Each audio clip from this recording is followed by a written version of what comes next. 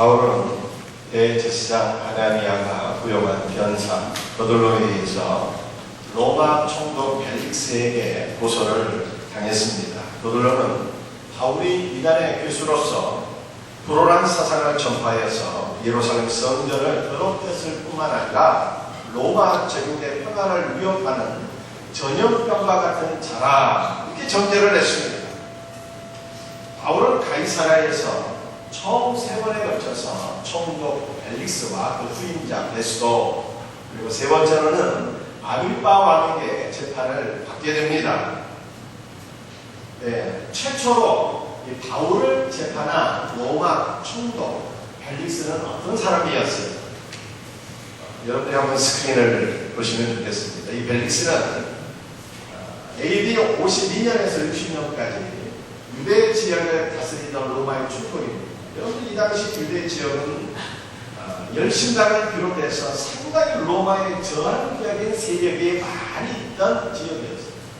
이러한 유대 지역을 한력이나 무사하게 통치했다라고 하는 것은 이 벨릭스가 그만큼 뛰어난 정치인이며, 또 이면에는 이 벨릭스가 매우 폭력적이고 억압적인 무서운 통치자였다라고 하는 것을 우리에게 보여주고 있습니다. 이 벨릭스는 참 대단한 사람이었습니다. 원래는 노예 출신이었는데 로마 황제의 신부로서 총독이 되었습니다. 매우 입지전적인 인물인 것입니다. 뿐만 아니라 이 벨릭스는 헤롯 가문의 딸 두루실라와 결혼을 했습니다. 왕가의 자녀들과 왕가의 딸과 결혼을 한 것이죠. 그런데 이 두루실라, 벨릭스의 부인 두루실라는 본부인 첫 번째 부인이 아니라 3번째 부인이세요. 벨릭스가 얼마나 부도덕하고 성적으로 타락한 사람이었는가라고 하는 것을 우리들에게 잘 보여주고 있습니다. 그런데 이 벨릭스가 바울을 재판하면서 굉장히 정말 바울을 통해서 어떤 로마의 위협이 될 만한 일이 있으면 큰일 나잖아요. 자기 목적을 내는 건 아니겠습니까? 그래서 정말 이 바울이 로마의 위협이 될 만한 그런 사람인지 아닌지를 철저하게 조사했습니다. 그래서 어떤 결과를 얻게 되었을까요? 이 바울은 그런 악한 사람이 아니라 아무 죄가 없다, 이런 판단을 내리게 됩니다. 그럼에도 불구하고 이 바울을 끝까지 구속한 것은요, 왜 그랬을까요? 이 바울에게서 뒷던 내용을 기대해 줍니다.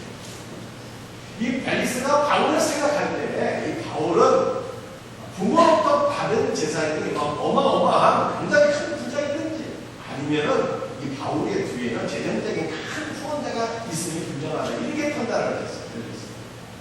왜 그랬을까요? 일단 바울은요, 로마 시민이었던 거예요. 더군다나 이 바울이 지금 예루살렘에 왔는데 뭐 때문에 왔습니까? 뭐 때문에 와서 이렇게 재판까지 받게 되는 거예요?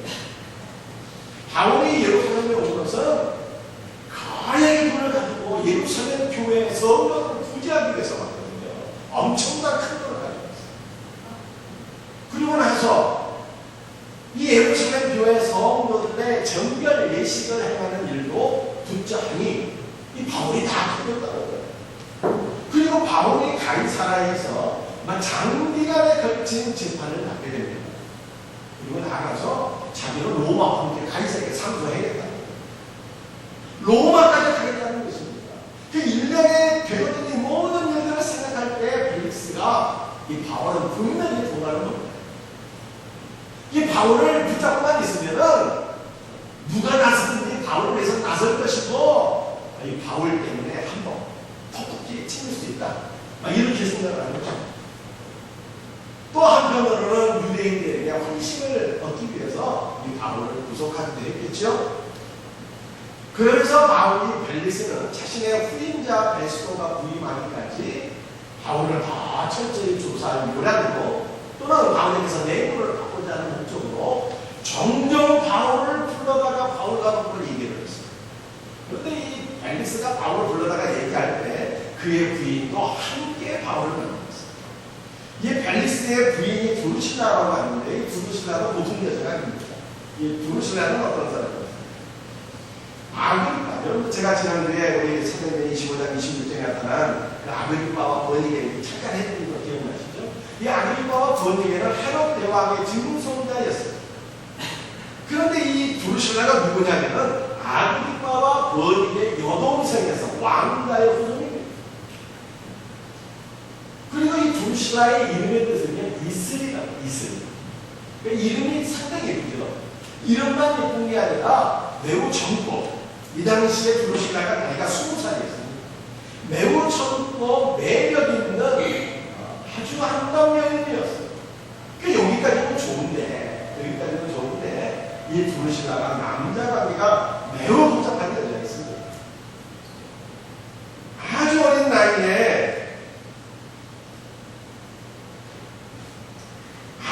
나이에 그 소아시에 위치한 코마겐의 태자와 정원을 하고 파원을 하는 경력이 있습니다. 그리고 수리아의 자기 국가 에메사의 왕과 결혼을 했어요. 그리고 나서 16살 때 마술사의 유혹에 빠져서 본 남편을 쳐버렸어요.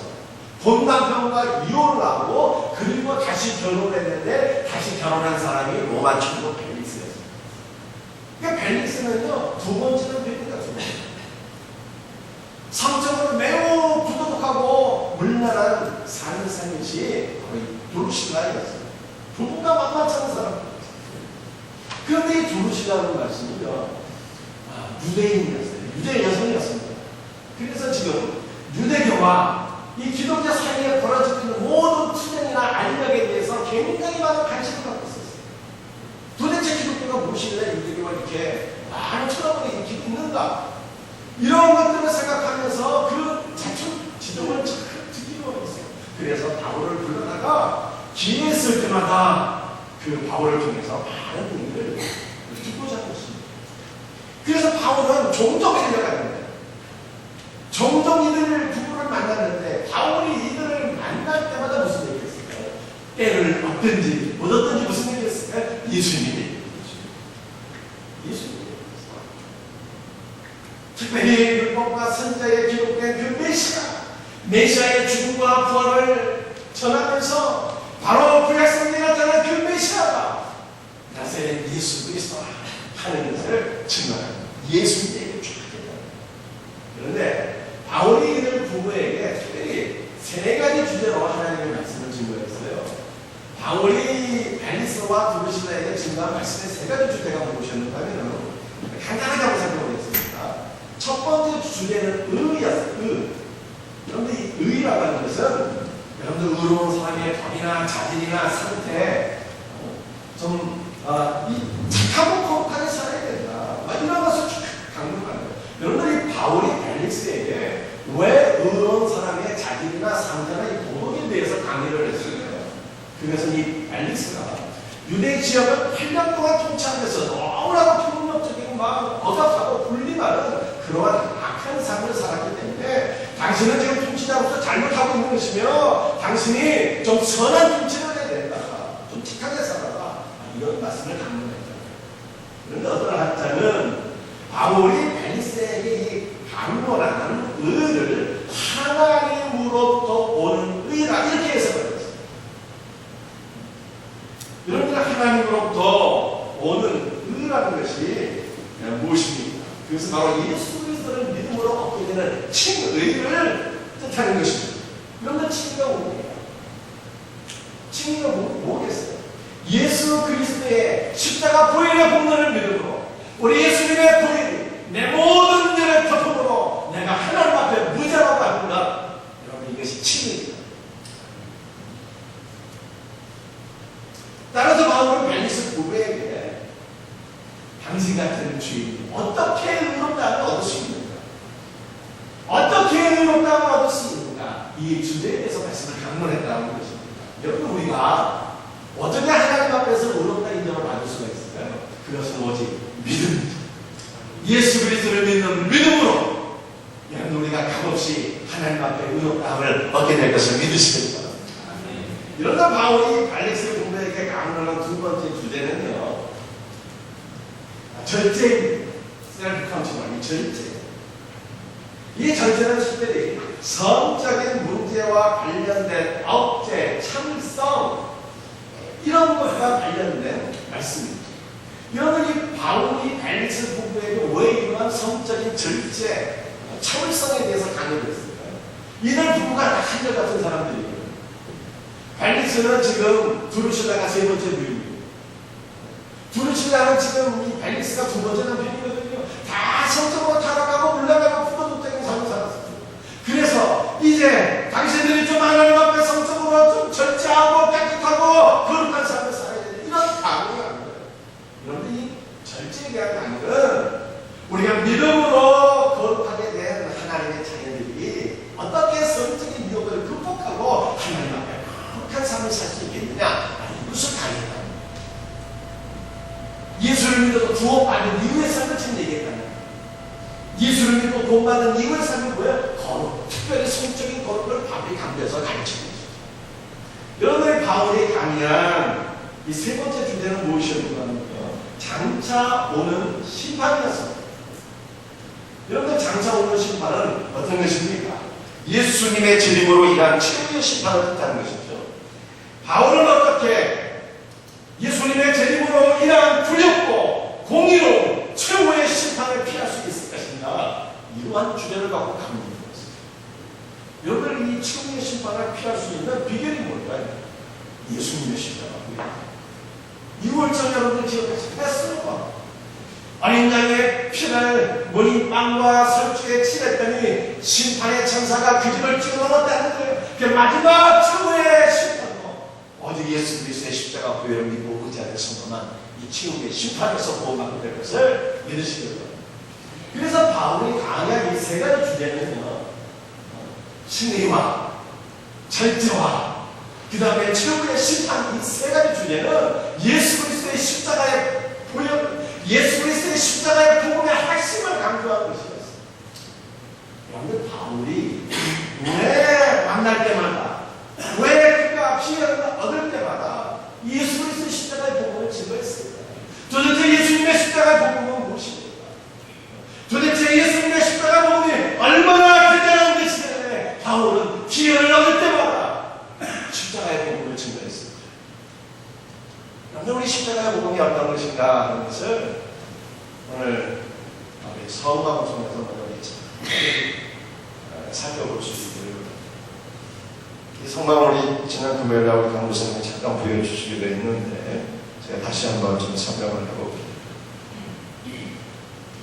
여러분들이 성막이 이렇게 생겼죠. 여러분들이 성막은요, 그 사정 덮개로 되어 있습니다. 일차로 성막을 덮는 것이 청색, 자색, 홍색, 실로, 가늘게끔 세마포 덮개, 세마포 덮개로 일차를 덮는 거예요. 그리고 그 위에 그 염소 털로 두 번째 덮개를 덮게 되고요. 세 번째 덮개는 붉은 물들인 순양의 가죽입니다. 그리고 맨 위에 페달의 가죽으로 이 성막을 덮었습니다. 여러분, 이런 사중의 덮개는 맞습니다. 밤의 뜨거운 열기와 그리고 밤의 추위를 다 커버하는 거예요.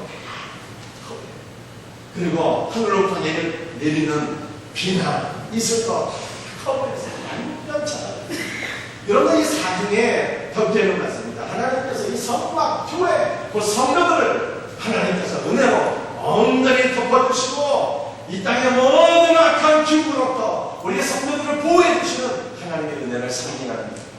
이와 같은 하나님의 은혜 여러분들에게 경험되고 주기를 주의 이름으로 축원합니다. 그런데 이 사중의 덮개는 맞습니다. 하늘로부터 내려지는 이 햇빛도, 밤의 햇빛도, 모든 자연적인 빛들을 원천 차단해버렸어요. 그래서 이 성막 안에서 이 제사장들이 하나님을 섬기게 되는데, 여러분이 외부로부터 들어오는 빛들이 원천 차단되기 때문에 이 사중의 덮개로 인해서 이 성막 안은요, 칠흑 같은 어둠이었어요. 자, 그렇다면 이 성막, 칠흑 같은 어둠 속에서 이 제사장이 하나님을 어떻게 섬길 수가 있었어요? 그런데 성막 안은 그 성막 안을 비추는 빛이 딱 하나 있었어요. 그것이 무엇이었는가 하면 바로 이 금등대였습니다. 금등대. 그럼 이 금등대를 내놓아 이렇게 있는데 등대, 촛대 이런 뜻이에요. 이 금등대는 순금 34kg를 가지고 이게 제조를 하게 됩니다. 한 달은. 그런데 이 금등대는 보통 세공술로 만들 수 있는 것이 아니에요.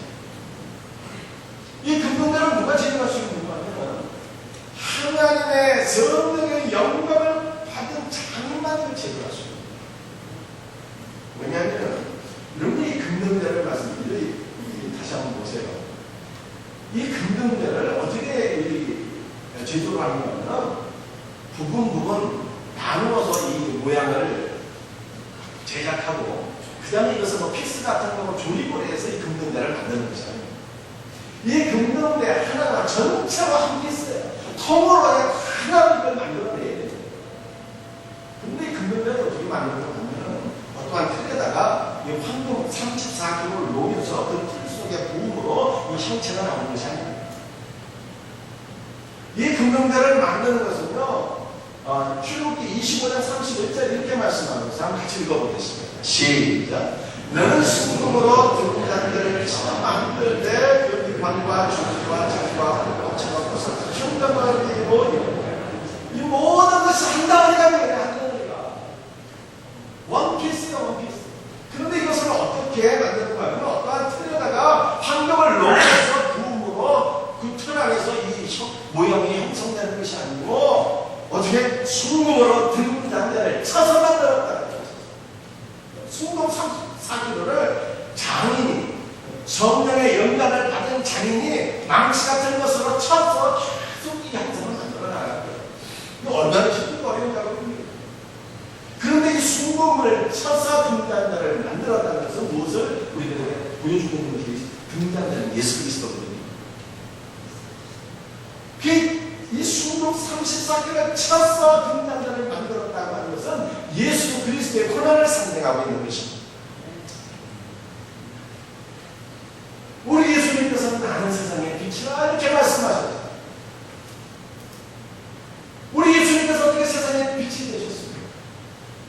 우리 예수님께서 자신의 고난을 통해서 자신의 십자가의 죽음을 통해서 온 세상을 환하게 비치는 원자의 역할을 감당하신 것을 믿으시기를 바랍니다.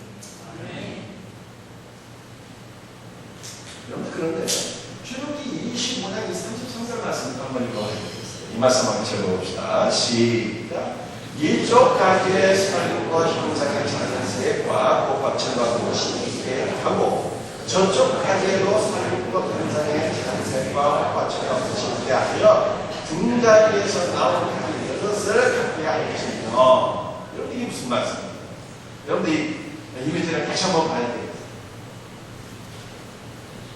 여러분이 등잔디 가지 여기 보여요. 꽃모양으로 되어 있잖아요. 그런데 이 꽃모양을 살구꽃 형상으로 만들라는 게 살구꽃 형상으로. 그런데 이 다시 말씀을 보세요. 살구꽃 형상으로 만들라고 말씀하고 있는데 영어 성경에는 이 살구꽃이 뭐로 번역이 되어 있는가 하면 아몬드 플라워로 표현이 됩니다. 아몬드 플라워. 여러분들 이 왜 성경에는 우리 개혁 개정과 사업하에는 이 살구꽃으로 표현을 했을까요? 우리나라에 아몬드 나무가 없어요. 그래서 가장 비슷한 것을 가져오니까 이 살구꽃이잖아요. 그래서 살구꽃과 이 아몬드 플라워는 맞습니다. 비슷한 것이긴 해도 이게 다른 거거든요. 그런데 이 아몬드 플라워, 아몬드 나무의 꽃은 여러분들 어떤 것인가 하는 말씀이죠. 이 아몬드 나무를 우리가 샤케드라고 15개에서 이렇게 표현하고 있는데 이 샤케드라고 하는 말은 샤카르에서 유래가 된 말이에요. 무슨 뜻이 있는가 하면 잠에서 일어나다 깨어 눈을 뜨고 있다 이런 뜻이에요. 누워서 잠을 자다가 막 깨어나는 거죠. 그러니까 누워서 잠을 자다가 막 깨어나는 것은 부활의 생명을 상징합니다. 여러분들 이 아몬드 나무는요, 우리나라에 없는 나무입니다. 이 아몬드 나무는 지나서 봄의 길목에서 가장 일찍 꽃을 피는 그런 날. 여러분 겨울에는 맞습니다. 모든 식물이 다 죽게 됩니다. 그러나 봄이 되면 어떻게 됩니까? 봄이 되게 되면은 모든 꽃들과 식물이 다시 살아나게 됩니다. 따라서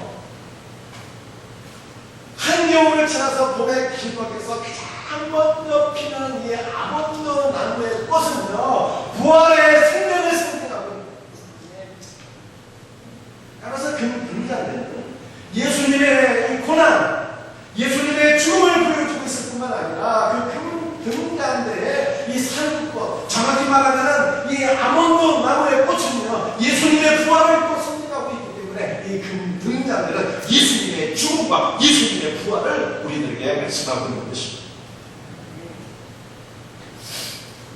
그런데 중요한 것은 이 성막 안에는 이 금등잔대에서 나오는 빛 외에는 어떤 빛도 용납이 되지 않았습니다.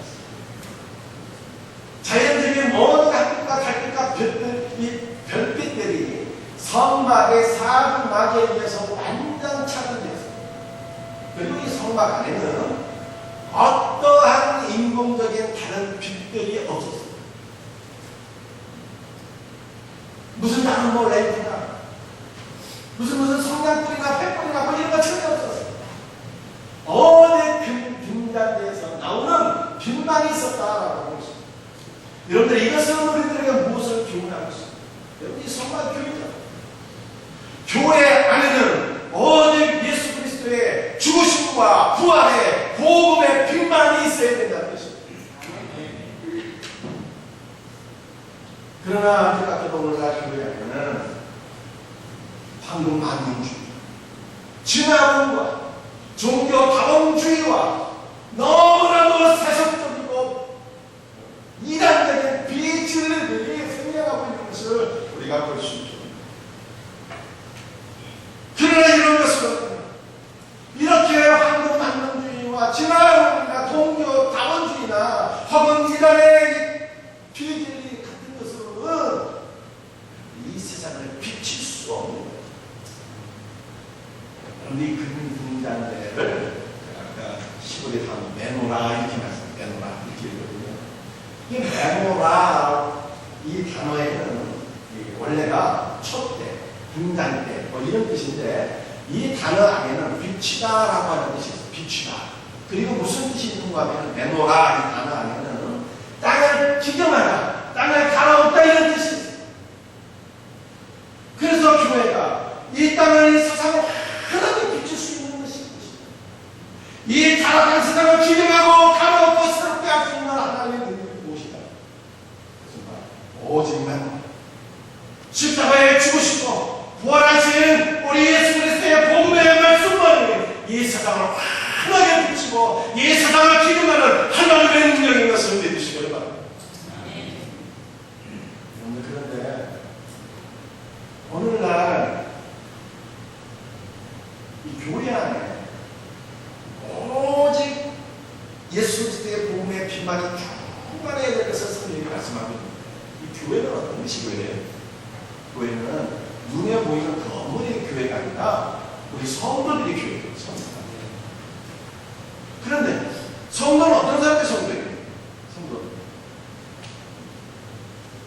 교회에 등록한 사람, 오죽한 생각으로 마치고 등록한 사람, 이 성도가 아니고 또는 목사나 장로나 권사나 집사나 직분자가 성도가 아니고 마음속에 내놓아 죽으시고 부활하신 예수 그리스도를 개인의 주님과 구원자로 믿고 영접한 사람, 내 마음속에 예수 그리스도가 계신 그 사람이 여러분의 성도 아닙니까? 따라서 우리 성도, 교회, 즉 성도의 심령에는 뭐가 있어야 돼요?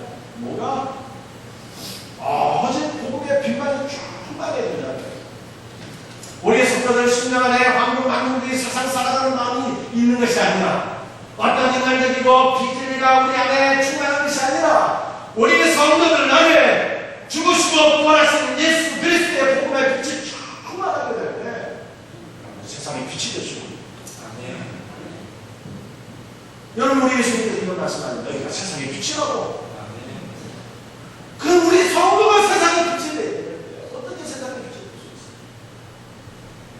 여러분이 예수를 믿는 성도들의 심령 안에 복음이 충만하게 세상에 주시옵소서. 아울러서 여러분들 우리 이 명문하는 등잔에 죽으시고 부활하신 예수님입니다. 그 우리 성도들이 예수님의 죽으심과 예수님의 부활에 동참하는 삶을 살게 될 때 세상에 빛이 되는 거예요. 죄질 때가 고난하지만 우리 성도들이 예수님을 위해서 고난받는 삶을 살 수 있기를 주의 이름으로 축원합니다. 아멘. 여러분들 예수님의 십자가 받아가실 거예요. 우리 예수님 죽기까지 낮아지셨어요. 내가 낮아지고 겸손하게 되는 것이 고난이에요. 여러분들 주님을 위해서 섬기고 봉사하는 삶을 사는 것이 이 고난이요 십자가에서 하나님의 말씀대로 순종하는 것, 내 자신을 쳐서 복종시키고 말씀대로 순종하는 것, 이것이 십자가의 삶이요 고난의 삶 아니겠습니까? 여러분들 이렇게 내가 주님을 위해서 나가지고 십자가의 길을 걸어가게 될 때 부활의 능력을 경험하게 될 것입니다. 나를 붙잡아 주시고 나의 삶을 새롭게 하시는 하나님의 능력을 경험하게 되고 이렇게 십자가의 고난과 부활의 능력을 경험하는 성도만이 세상에 빛이 되는 거예요.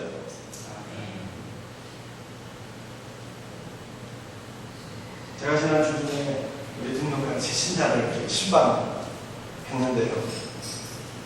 그 새신자 가장 우리 남자 성도님 이런 말씀하셨어요. 교회 처음 나오셔요. 부인은 전에 신앙생활 하신 경력이 있지만 남편은 처음 나와요. 그런데 교회 처음 나오게 된 그 이유를 들어보니까 직장인 믿는 크리스찬이에요. 그 직장의 그 동료들이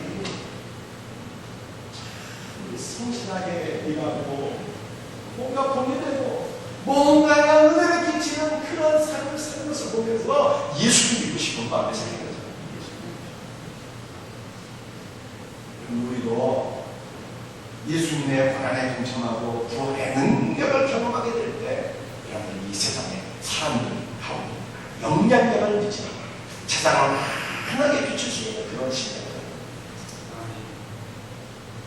여러분 우리가 세상에 빛이 되기 위해서는요 우리 숨도 100%의 복음의 말씀 예수님의 십자가의 죽으심과 부활의 이 복음을 증거해야 돼요. 왜 그렇게 우리가 복음을 증거해야 될까요? 이제 복음의 말씀 안에 이 세상을 기억하는 이 세상을 변화시킬 수 있는 하나님의 능력이기 때문입니다.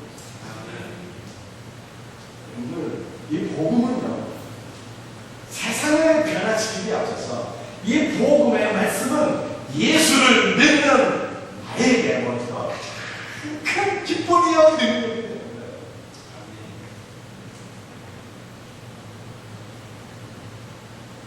여러분 저는 개인적으로 국육자부터 시절부터 제가 새신자반을 교육했거든요. 그 새신자반에서 성도들을 오죽 교육하는 이유가 제가 수십 번 하고 수십 번 하고 그런데 새신자반에서 가르치는 내용이 새신자반에서 가르치는 내용은 예수님을 보시면 돼요. 예수님이 어떤 일을 하셨는가 이걸 가르치는 거예요. 그런데 새신자반에서 수십 번 예수님에 대해서 가르치는데 가르칠 때마다 는데 가르칠 때마다 는데 가르칠 때마다 예수님을 생각하면 십자가의 복음을 해서 막 십자가를 것입니다.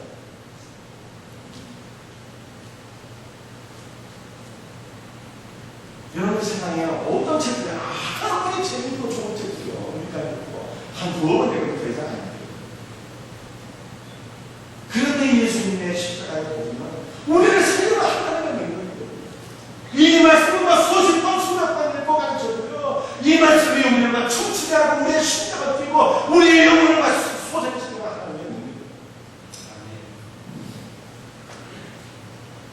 여러분 운동하시는 분들이 수영 수가 없어요. 그 수영 보면 어떻게 됩니까? 2군으로 하십니다. 2군으로 내가 뭐 할 거야? 가장 기초를 가지게 돼요. 기본 체력을 가지고 그 다음에 기본 자세를 다시 전문화. 축구 선수는 막 돌차는 그 슈팅 갖고 나면 골차는 이 자세를, 기본 자세를 다시 점검하고, 양손수가 드러나는 이 배팅, 슈돌이나 이 타의 기본 자세를 다시 점검하는 거예요. 그렇게 다시의 기본을 점검하고 일본으로 다시 훌륭하게 되는 말씀이죠. 다시 롱런하는 거예요. 쫙 뻗어나가는 건 아니었습니다. 기초가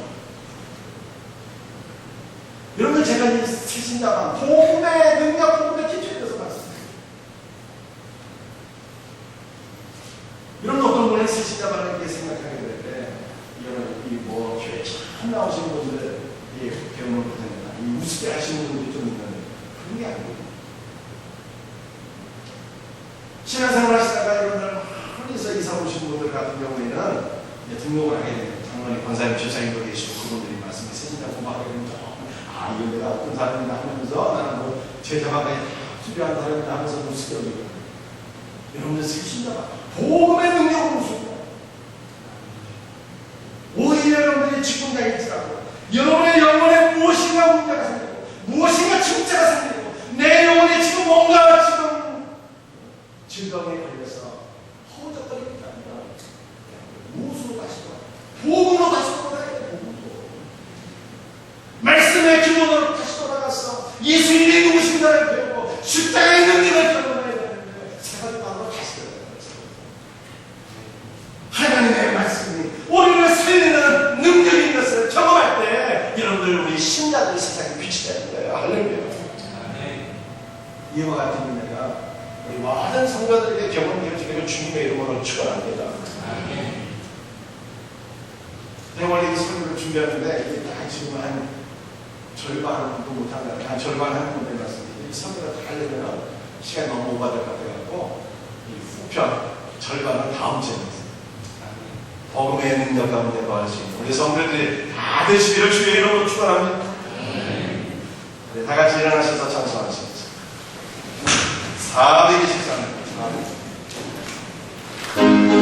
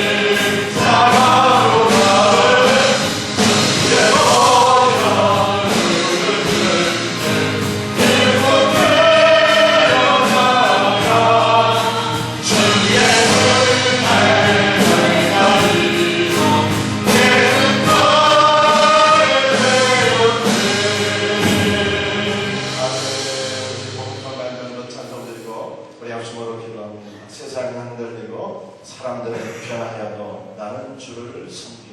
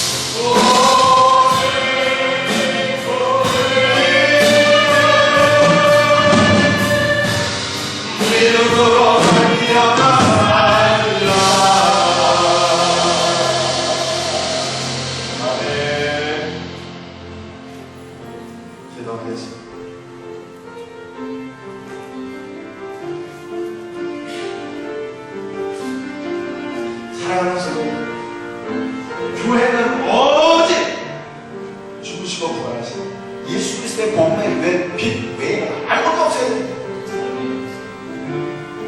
그 복음의 빛이 우리의 심령에 충만한 그렇게 세상에 비치는데, 예수님의 고난에 동참하고 부활에 동참하고 그 복음의 빛을 증거할 때 이 세상이 빛이 되고 이 세상이 막 뒤격되고 이 세상이 썩게 되는 구원의 역사가 있다. 주님, 먼저 그 복음의 빛으로 우리의 심령을 환하게 비춰주옵시고 복음의 빛으로 우리의 심령에 기경되는 역사가 일어나게 하여 주옵소서. 여러분 자신을 위해서입니다.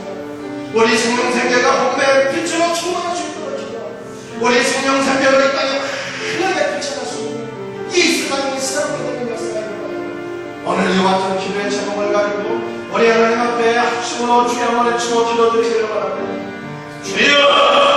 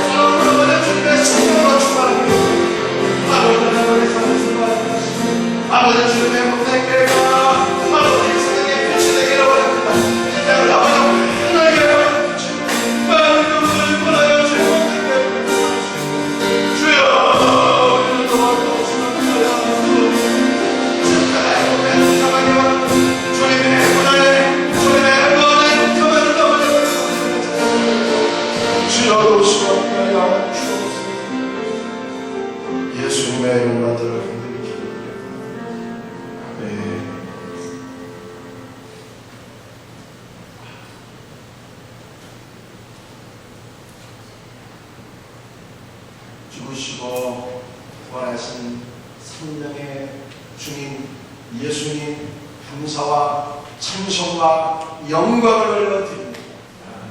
아버지 교회 안에는 오직 죽으시고 부활하신 예수 그리스도의 복음의 빛만이 있어야 된다고 성경에 말씀하고 있습니다. 우리 생명세대가 그와 같은 교회가 될 수 있도록 주님 은혜를 부어 주시옵소서. 아버지 우리 성도들의 심령 안에 아버지 하나님 황금 만능주의나 세속주의나 아버지 하나님 종교 다원주의나 진화론이나 아버지 그 어떤 비질리로 중사지 못하도록 지켜주옵시고 오직 성령의 말씀으로 충만하게 되어서 아버지 복음의 빛을 온 세상 가운데 비치게부터 강력하게 역사하여 주시옵소서.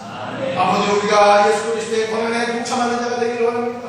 예수 그리스도의 부활에 동참하는 자가 되기를 원합니다. 주여 주의 말씀으로 우리를 새롭게 하여 주시옵소서. 아버지 주의 복음의 말씀으로 성도들의 가정이 새로워지게 하시고 주의 문민계가 아버지 하나님의 더욱더 새로워지게 하시고 아버지 지역가의 나라의 민족이 새로워지는 아버지의 능력이 임하게 하여 주시옵소서.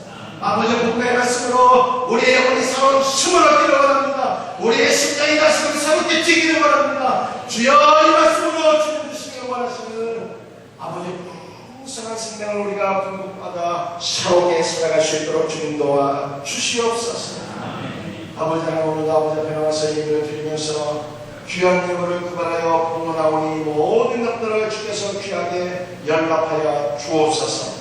아버지 주의 말씀을 따라서 열의 하나를 온전히 구별하여 드리는 성도의 손길이 있습니다.